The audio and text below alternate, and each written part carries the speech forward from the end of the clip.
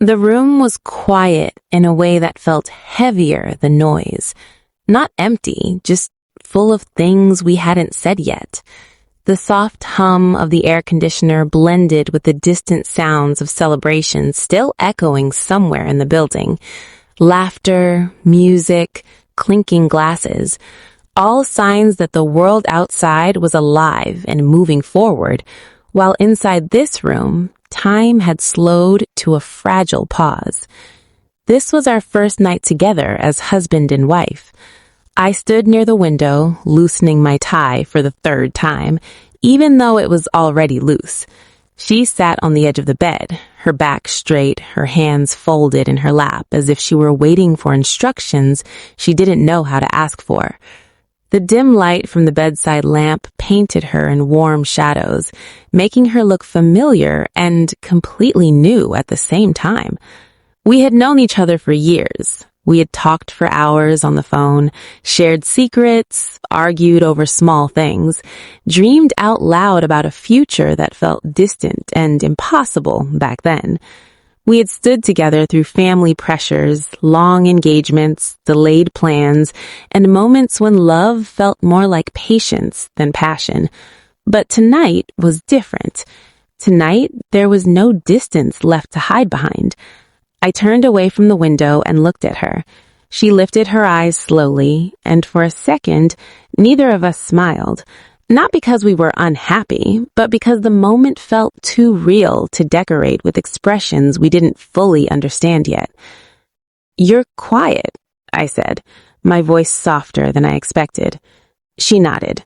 "So are you." I let out a small breath, something close to a laugh.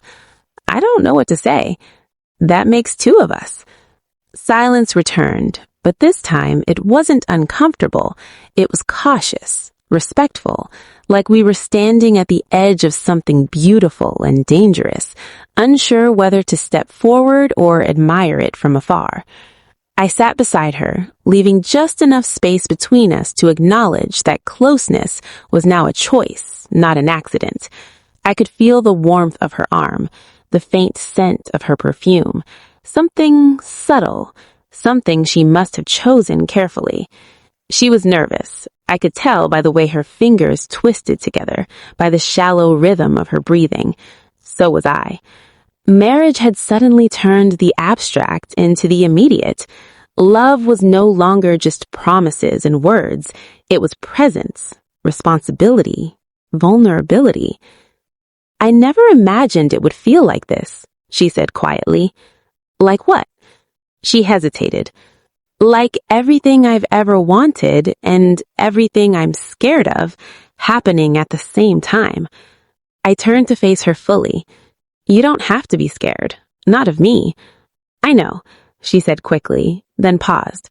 "But knowing something and feeling it are two different things." I reached for her hand, slowly, giving her time to pull away if she wanted to. She didn't. Her fingers curled around mine, tight at first, then gradually relaxing. Her hand was warm, slightly trembling. That small detail did something to me. It wasn't desire that hit first. It was protectiveness, an overwhelming need to be gentle, to not rush what deserved care. We sat there like that for a while, hands joined, hearts loud in our chests. When she leaned her head against my shoulder, it felt like permission, not an invitation to take, but to share. The world narrowed to the space between us. I could feel her breathing change as she adjusted closer, her shoulder pressing into my chest, her hair brushing my neck. I closed my eyes for a moment, grounding myself in the reality of her weight, her presence. "This is real, right?" I kissed her top of head. "More real than anything I've ever known." She turned her face toward me and our eyes met again. This time, the silence between us felt different, less cautious, more honest. I lifted my hand to her face, tracing her cheek with my thumb, barely touching, as if the moment might shatter. She inhaled sharply, not pulling away, not moving forward, just feeling. That was when I understood. First intimacy isn't about bodies. It's about allowing someone to see you without armor. I leaned in, stopping just short of her lips, close enough to feel her breath, close enough to give her the chance to decide. Her eyes flickered, then closed, and she met me halfway. The kiss was soft, uncertain, nothing like the dramatic scenes people imagine, and yet it held everything. Time stretched.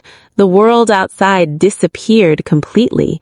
There was no rush, no urgency, only discovery. The way her hand found its way to my chest, the way my arm wrapped around her waist, steadying her, grounding both of us.